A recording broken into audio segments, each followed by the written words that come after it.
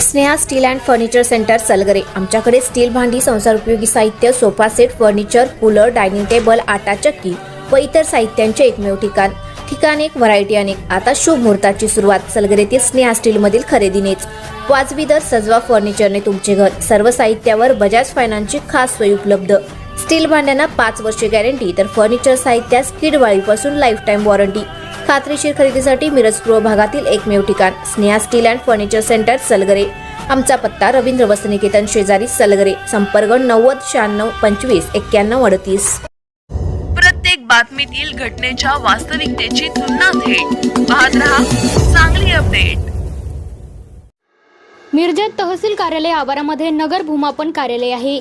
यामध्ये अश्रुभाष सांगळे, विद्याधर कांबळे व सुभाष पाखरे असे 3 निरीक्षक कार्यरत आहेत। भाजपाचे ज्येष्ठ नेते मकरंद देशपांडे हे त्यांच्या बंधूच्या मालमत्तेशी संदर्भात नोंद करण्याचे काम इतके दिवस का प्रलंबित आहे याचा जाब विचारण्यासाठी गुरुवारी दुपारी भूमी अभिलेख कार्यालयात गेले। यावेळी तेथे एकच निरीक्षक उपस्थित असल्याने देशपांडे यांचा पारा चढला। यावेळी भूमी अभिलेख कार्यालयातील वीज कनेक्शन 2 दिवसांपासून बंद असल्याचे सांगण्यात आले।